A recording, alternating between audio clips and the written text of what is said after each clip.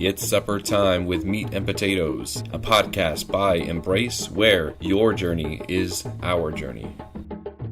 أعوذ بالله من الشيطان الرجيم بسم الله الرحمن الرحيم قال رب صدري ويسر لي أمري واحلل من لساني.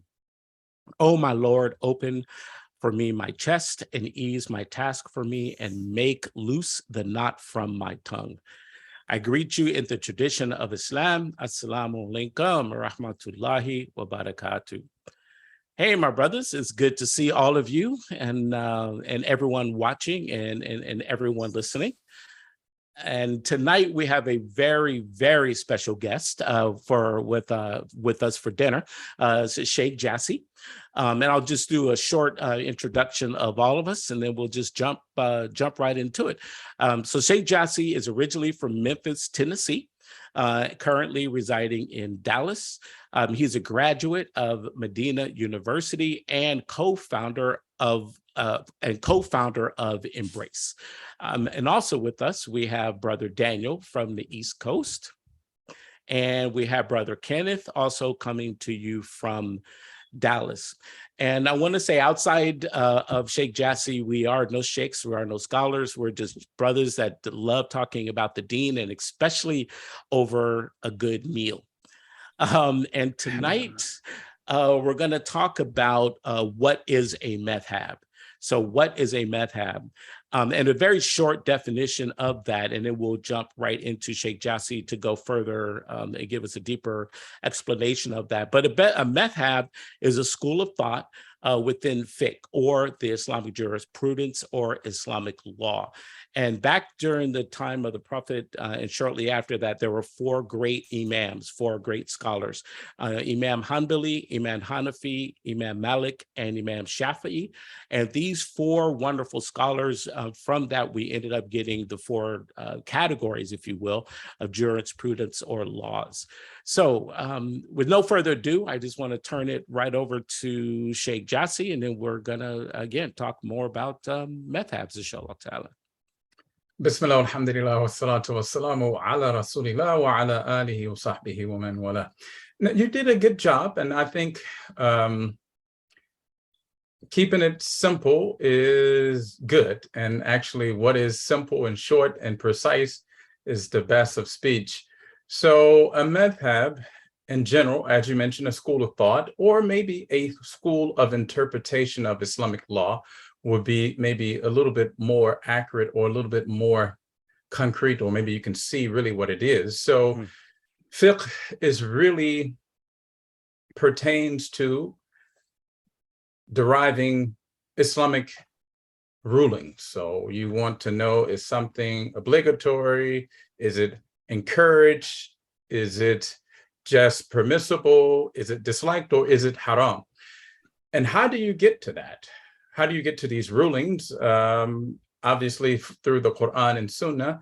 But when you look at a text, how do you interpret that text? So you had, as you mentioned, four great madhhab, four great schools, and these schools had different methodology. There were one founder, but there were many people who contributed to them. And I guess it's worth noting that though we have four main schools in which the vast majority of the Muslim world practices or follows, there were much more than four schools.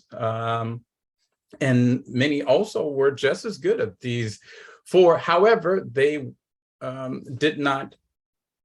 not preserved. And so what we have that is preserved are these four schools of thought of, and really when we talk about madhhab, it's dealing with Islamic jurisprudence, like you said, it's dealing with deriving rules, and that's pretty much I guess what we need to know about madhhabs. SubhanAllah. Yeah, definitely appreciate that further definition of what a madhhab is. And inshallah, during tonight's discussion, we'll definitely get everyone's opinion as to whether they should take on a madhhab or not. And what do you think, Brother Daniel? I'll start to my right. Alhamdulillah, bismillah. So I'm under the impression that regarding a madhab, that for a new Muslim or someone who's just coming into the fold of Islam, because there's so many questions, there's so much vagueness, or there's so much information that's being put in front of you, that it is a mercy upon yourself to usually pick one madhab and stick to it until someone is either well established or knows a way or a general way of acquiring knowledge, or the best way in order to come across answers that he or she may wind up having. Now, for me personally, just to kind of point out, if I were to put myself in any sort of category of a madhab, I would be under the lines of a Hanbali. But I don't, I wouldn't distinguish myself or say, I am a Hanbali, Muslim, or I wouldn't distinguish, say that a Maliki or a Shafi, or a Hanafi would be any different, or even though our rulings the rulings for them may be a little different, I wouldn't consider them to be wrong, even if they would disagree with certain or small little principles that are upon my own deriving of correctness. SubhanAllah. And Brother Kenneth, what are your feelings about madhabs, or owning a madhab or not owning a madhab? Right. Bismillah, walhamdulillah, wassalatu wassalamu ala rasulillah. So very loaded question. I think what Brother Daniel said really resonated with me, is that many times it could be easier for one to follow a single madhab just due to the abundance of information that is out there when it comes to Islamic rulings. But on the top of that, I think for new Muslims especially, it can be quite difficult in choosing which madhab do you follow, because there really is no right answer. And what you'll actually find many times in the Muslim world is a madhab that one follows usually depends on where they're from. So for example, most people who are from Egypt follow the Shafi'i madhab. Most people who are from Pakistan, I believe, follow the Hanafi madhab, and so on and so forth. So many times people don't follow madhab based off of, doing deep research, defining which one best fits their understanding of Islam or of Islamic rulings in particular, and more of where they happen to be from. And so it can be quite difficult, I think, for new Muslims to choose which madhab to follow. And what you'll find many scholars suggest, and this is actually what I believe, is it's probably much easier for new Muslims just to find a local scholar or imam, and just listen to their advice and follow them, because that would be much easier than basically choosing from the four madhab and doing research on the four madhab, what are the differences and which one best fits with you. That can be a very long, straining process. And at the end of the day, regardless of whatever madhab you follow, your main focus is to follow the rulings of Allah subhanahu wa ta'ala to the best of your ability. That's what we want to do. And instead of getting ourselves so caught up in trying to identify which madhab is best for us, it might be much easier for those who are laymen just to at first stick with one imam. Follow an imam that you trust and whom you feel is giving you accurate information. Follow that imam, follow their advice, and focus on getting down the fundamentals. And then later on in life, if you really want to learn more about the madhab and make your own independent decision, then bismillah. But that's essentially my overall thoughts on choosing a madhab. Alhamdulillah.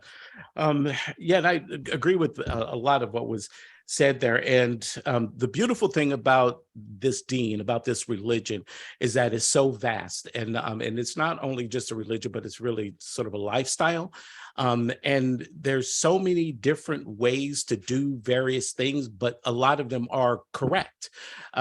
So for me, I just happened to, back when I first became Muslim, I started to study a bit. My imam at the masjid happened to be Shafi. The teacher at the masjid happened to be Shafi.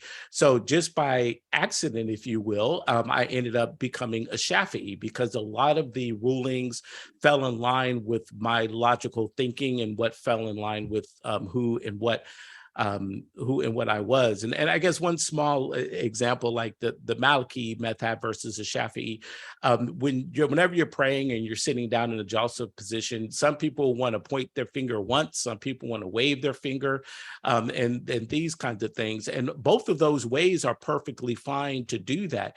But depending on where the Prophet Sallallahu Alaihi Wasallam was living, whether Medina or Mecca, he did one thing one way, and then in another city, he did it a different way. So the teachers would notice that, and they documented those findings. So both of those ways to pray are perfectly fine, but there's just two different ways to do it. And there's finding one madhab worked good for me because I was attempting to teach my wife and my kids, being the imam of the home, and I needed to find one central ruling. So the Shafi Madth-hab in the book Reliance of the Traveler worked out really, really well for me. So I was just reading from that book and teaching my family. So that I think is a benefit of a Madth-hab, but it's not mandatory. You know, you can't say if you don't have a Madth-hab, you're not a Muslim. It doesn't work that way. It's just a way to do the everyday activities is what I found it, what I found it to be. So go ahead and open the floor up at this point and see what other thoughts folks have about Madth-habs. Maybe just wanted to point out too that sometimes there are two opposing opinions. And so sometimes somebody is wrong.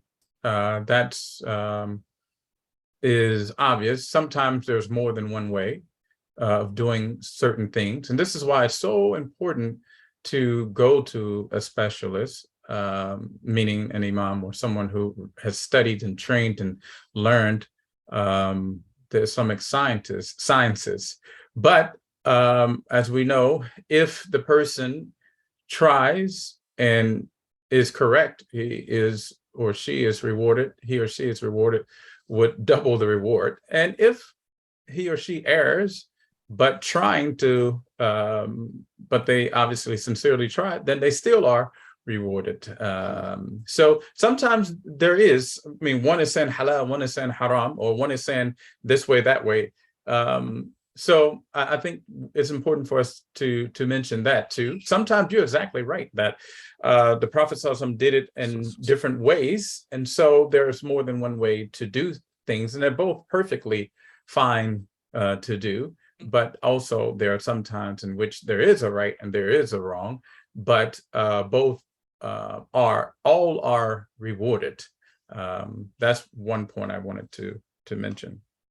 Yeah, and I'm really glad you brought that up, Sheikh, because we do also find in some pockets of our communities people who may accidentally over-deify the madhhabs, over-deify the founders of these schools of thought as if they were infallible and that they need to be followed to an absolute T. Now, their interpretation is almost its revelation in and of itself, which is also very dangerous, right? Because that's almost kind of getting up to to shirk practically, if you're over deifying these scholars. Now, while it's very important that we have respect for the work that these imams did, because these imams dedicated their lives to studying the deen and understanding the deen to the best of their ability, and then derived these rulings based off of that understanding. And so it is important for us, especially those of us who are laymen, to follow those who have been trained and educated on this science, just as you would follow someone who was a doctor in medical advice, or someone who is a lawyer who follows legal advice. You would listen to those people and follow their advice, but you do not think that they're infallible. and so it's important for us to have that understanding, because you do find some people who may kind of take a madhhab and put it on a much higher pedestal than it should be, especially when it comes to, as you mentioned, Brother Rashid, back in season 1, getting madhhabi, so to speak, where people, are getting into serious arguments and even serious divisions over which madhhab they follow, which, subhanAllah, is just a whole other conversation. Right. Yeah, and I've that's a good point. And I've literally seen people argue about certain things, about when you're praying, putting your right arm over your left arm or standing with your arms to the side. Both of those are perfectly legitimate and okay ways to pray, but I've seen people literally argue over those points. And sometimes we just have to be careful about becoming over madhhabi and like you said, deifying some of our great scholars. So if you guys don't mind, if we can bring this up to another topic that's still relevant and focus on the whole topic of the madhhab, and that is the concept of ijtihad, which is the concept of, independent interpretation, so to speak, which is, basically the idea of interpreting Islamic text. And what you'll find, though, is you'll find you'll find certain people in the Muslim community who will use the concept of ijtihad, independent interpretation, to basically open the doors and say that everyone should be open to interpret the Quran however that they want, to interpret the Sunnah however that they want, and we shouldn't be following any scholars. We should all just be doing our own independent interpretation, which just opens a lot of dangerous doors. But what do you brothers have any experience with that, or seeing that kind of that argument being made, that rhetoric being made in certain pockets of the community? I think this is an issue and there is ijtihad, or this interpretation for some. So you have those who are scholars who have done the work and who have studied the Islamic sciences, and they benefit from these madhahibs.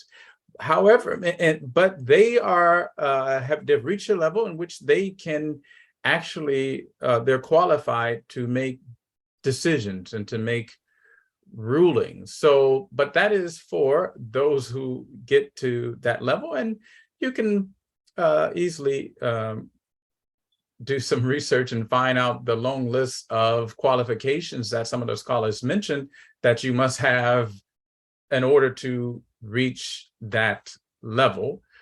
But I think it's people who make that argument, either they have some type of agenda, or I hate to say, or are extremely naive and ignorant, because you mentioned legal arguments and medical arguments. Correct me if I'm wrong, you can't even provide medical. I mean, if I provide medical advice or legal advice, I can be held accountable for that. Yes. So what I'm saying is, and nowadays we have access to all of these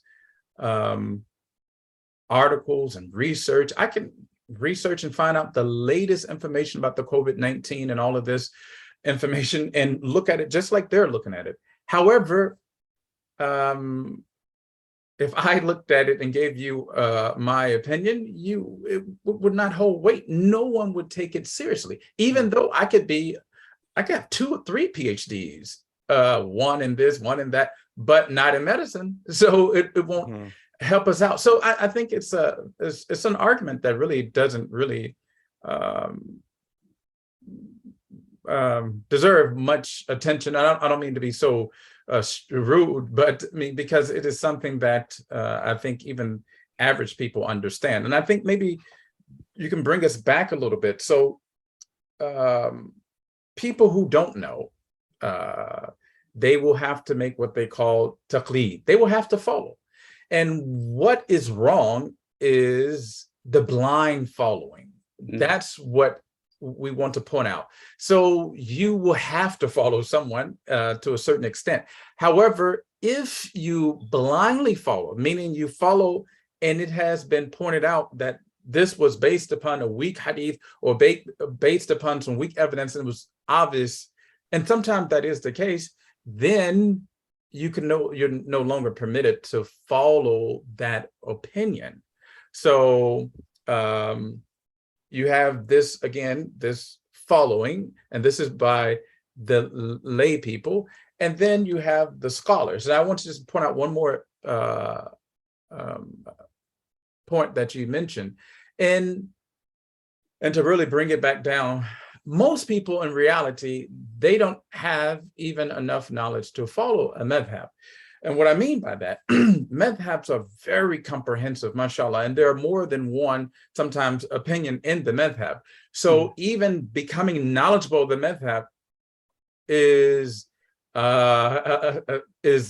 takes effort in and of itself. So we usually have teachers, and these teachers, they interpret to us, they studied under the madhab, and they are the ones that we trust, who are able to provide us with what are some of the classical rulings, as well as, and this is a very important, modern day rulings. So even if you mastered, for example, the Shafi'i madhab or the Hanbali madhab, there are a billion things that are not there that you would have to get knowledge.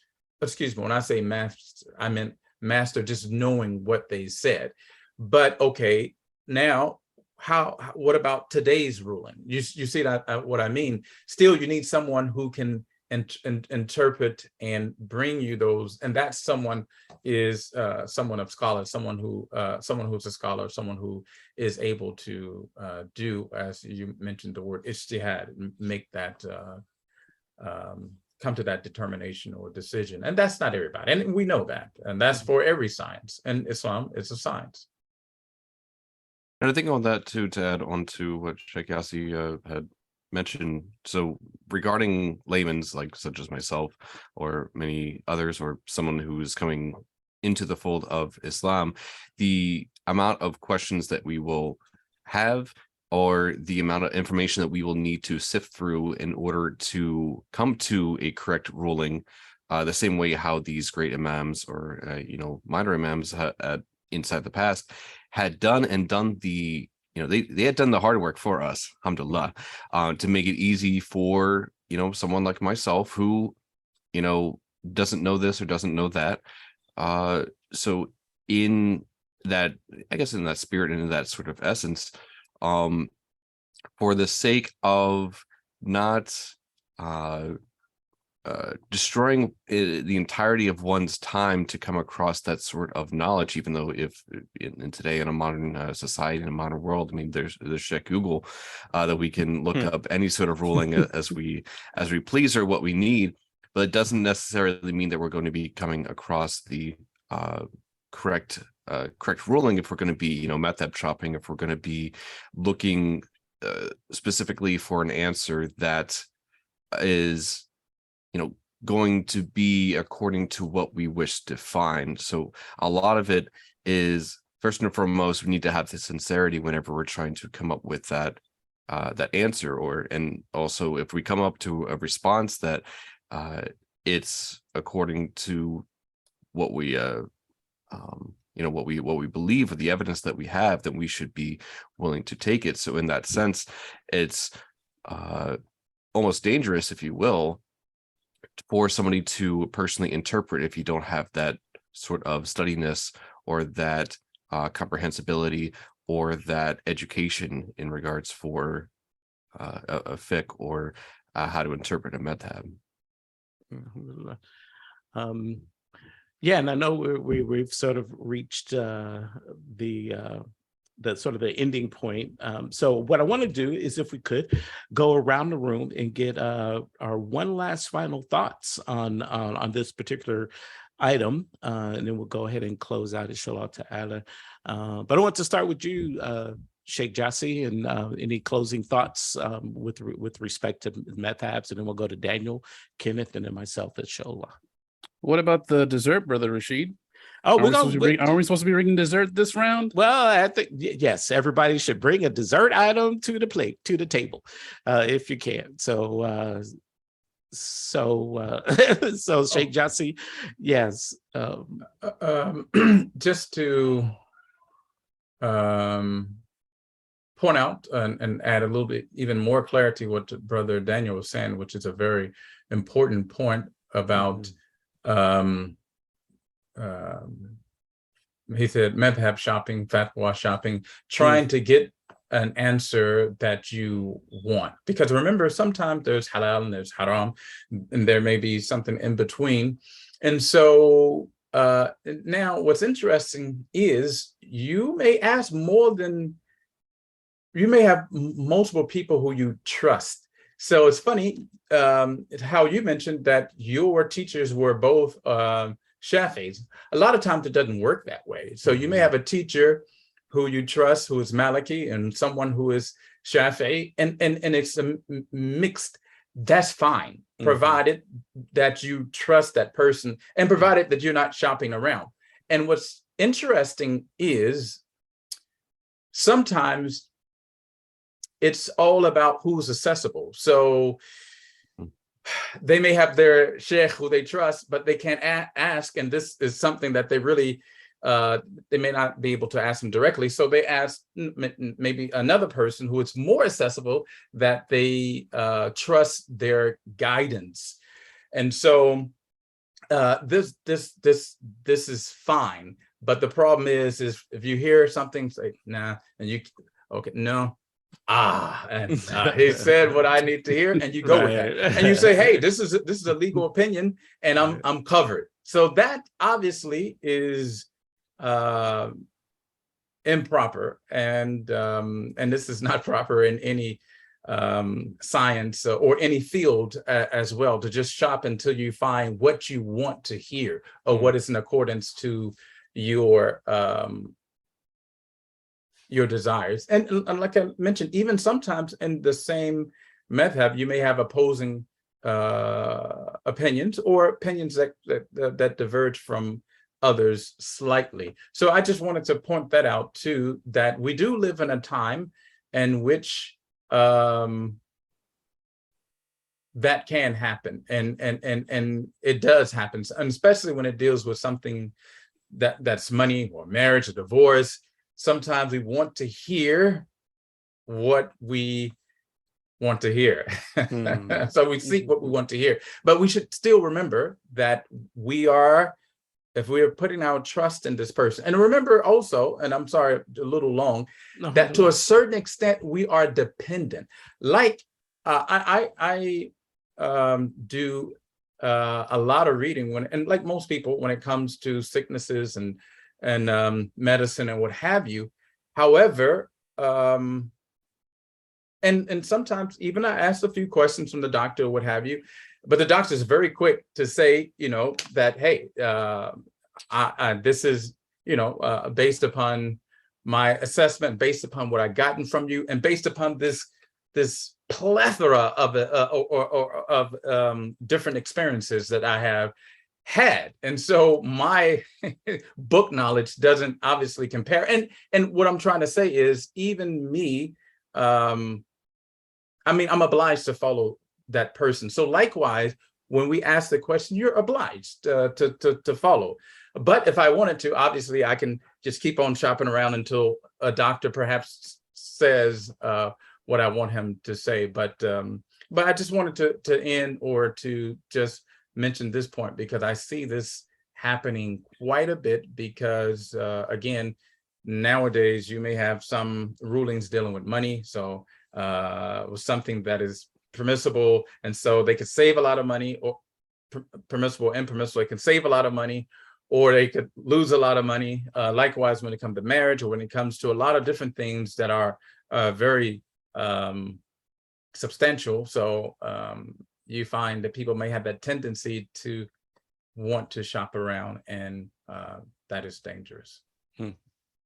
So, Brother Daniel. Mashallah. Let's do cannolis for today. Alhamdulillah for my Alhamdulillah. dessert plate. Hey, I thought I was the Italian in the room, man. Alhamdulillah. Picking an Italian dessert. Mashallah, you got great food. Alhamdulillah. So without further complicating thing, because I think madhabs are definitely, it is a part of Islam that I think if we kind of the further you kind of look into it, the more it complicates things. But in the same right, it's supposed to make things simpler and easier for us in the essence of why they were developed, why they were made for newer people inside the religion, laymen, or the common folk, which I certainly am. And alhamdulillah, for the efforts for those imams and those people who have dedicated their lives to be able to compilate these sort of rulings and directions and helpfulness. We know not the magnitude of the help that they have been able to develop over the entirety of the world by the work that which they have done. But in that same right, although free will is a blessing that we all individually have, the same right how if I were to hire an accountant or go see a doctor or to go visit a lawyer, if they were to tell me an interpretation of something or a guidance or a best benefit in order for a situation, I would see it as the best way to go about it for somebody who is their specialty or their study or their life's work to be able to do these sort of things.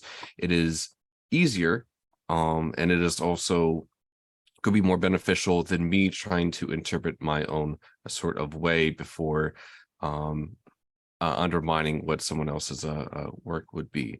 In that same right, I'm still under the impression here that regarding madhabs for the newer Muslim, for the layman Muslim, find something that kind of, if it benefits you to do a little bit of research to find out where they're deriving their rulings from, alhamdulillah, find out that, and whichever one fits you best. And this is the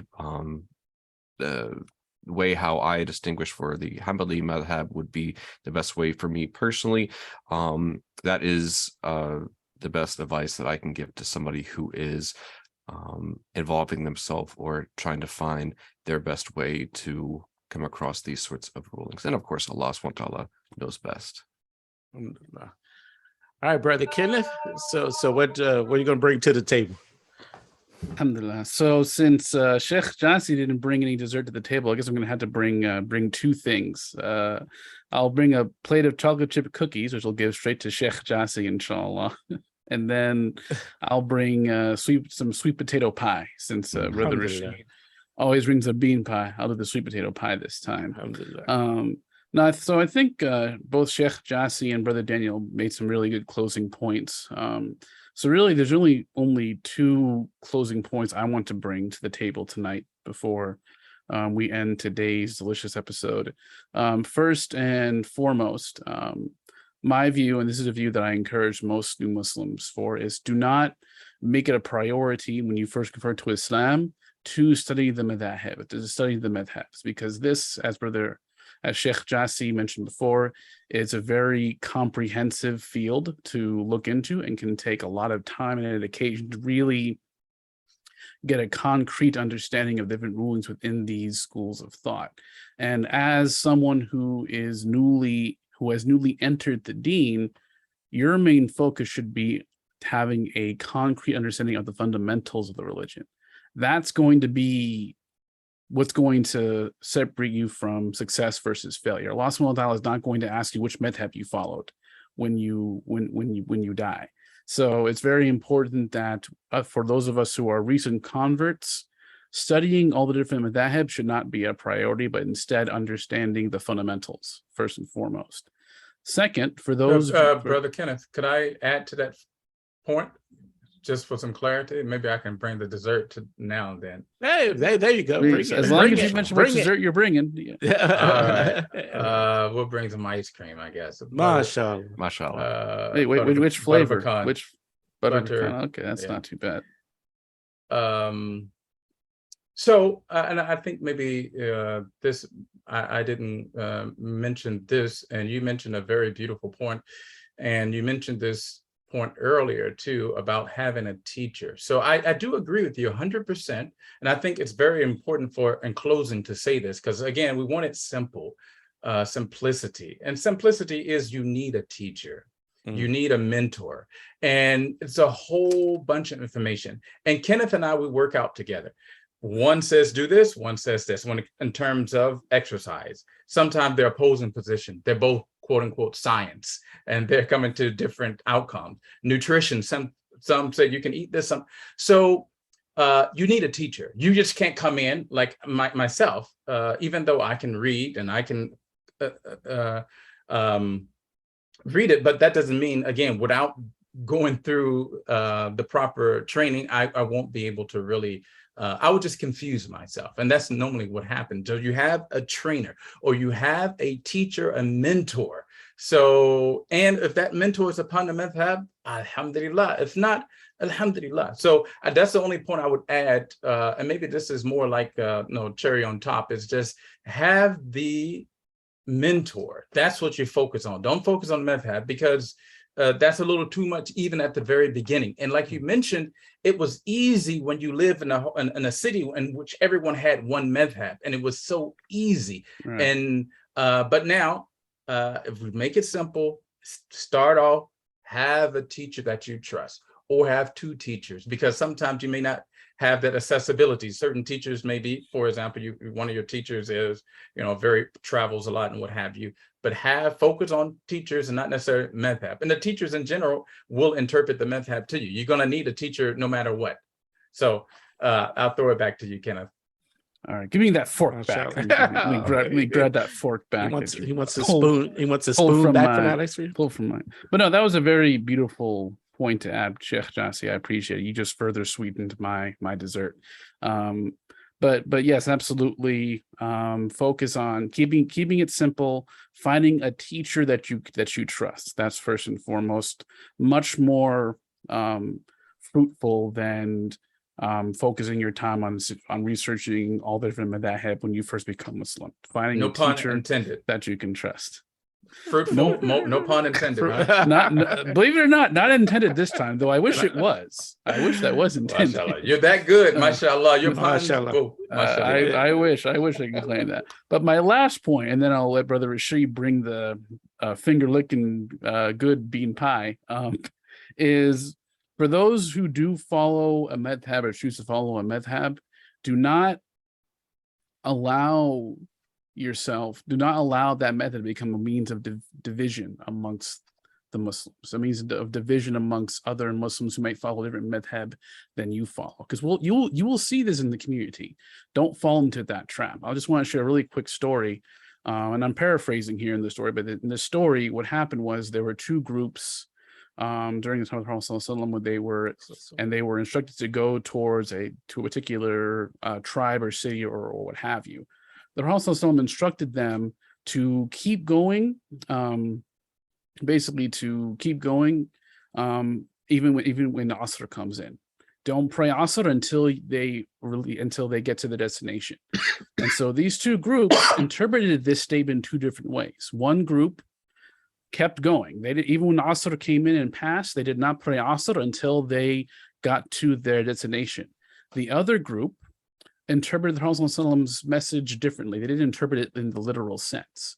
And their interpretation was the Prophet was saying this with the expectation that we get there in time for Asr. But Asr is about to pass, so we need to pray Asr now, and then we'll continue our destination.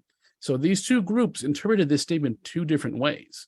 When they both got to the destination, the Prophet didn't really tell them who was right and who was wrong. He didn't tell them who was right and who was wrong. So he left it open to interpretation. And so kind of like Brother Rashid mentioned before, there are certain openings where there can be a legitimate difference of interpretation. And as long as it is based off authentic information and it's based off of those, and it's following those who have done the training, who have got the formal education necessary to properly interpret the Quran and the Sunnah, then alhamdulillah, we are in the right. And at the end of the day, all we are trying to do is follow Allah and His Prophet to the best of our ability. SubhanAllah. Excellent points, my brothers. And as mentioned, I'm going to bring the bean pie, but I'm going to add something a little, add to some oatmeal raisin cookie. Oatmeal raisin cookie and bean pie, inshallah ta'ala. So to add something a little bit different on top of that. But most of my closing comments were already stated, so I won't go too far in it. But I just want to caution us. I've heard some people sort of take a position of, I'm going to follow the Quran only and not even pay attention to any hadiths. And I know this is going to get into what's a valid hadith and what's not a valid hadith. And sometimes it does get a little madth-habby, but we want to at least not take that position where we follow Quran only and that's it. We also want to look at some of the different madth-habs and look at some of the hadiths that are out there. And like Shiekh Gyasi said, find a teacher that you trust. I feel very blessed, very fortunate that my imam, my first teacher, just happened to be Shafi, and I trusted, loved them both. But I was very lucky and very fortunate in that case. But if you find yourself in a situation like that, then definitely do your best to try to embrace it. But don't let anyone tell you that if you don't have a Madth-hab, that you're not a Muslim, and that your deen is any less valuable than anybody else's, because that isn't necessarily the case. If you want to peel that onion back and you want to start learning more deeper and deeper things about the religion, then following a Madth-hab and reading more reference books is definitely something that we should do. And the knowledge is from the cradle to the grave. We should never stop wanted to benefit our minds and benefit our families from whatever knowledge that we're able to get. And not only that knowledge, but we want to impart wisdom. We want to act upon those things that we have learned. So I guess we'll go ahead and end that in the episode right there. And Shiekh Gyasi, once again, thank you very much, Jazakallah khair, for showing up for dinner today and having a nice meal with us. And of course, Brother Daniel and Kenneth, it's always nice sitting down and eating the supper with my boys. So subhanaka wa bihamdika ashhadu an la ilaha illa anta astaghfiruka wa atubu ilaik. A'udhu billahi minash shaitanir rajim. Bismillahir rahmanir rahim. Wal asr. Inna insana lafi khusr الذين آمنوا وعملوا الصالحات وتواصوا بالحق وتواصوا بالصبر. Assalamu alaikum wa rahmatullahi wa barakatuh. Meat and Potatoes is a podcast by Embrace. Embrace is a comprehensive convert care and empowerment organization dedicated to providing Muslim converts with social and educational spaces that encourage growth, shape their Islamic identity, and equip them with the tools they need for their lifetime journey. To learn more, visit us at www.embracereverts.org.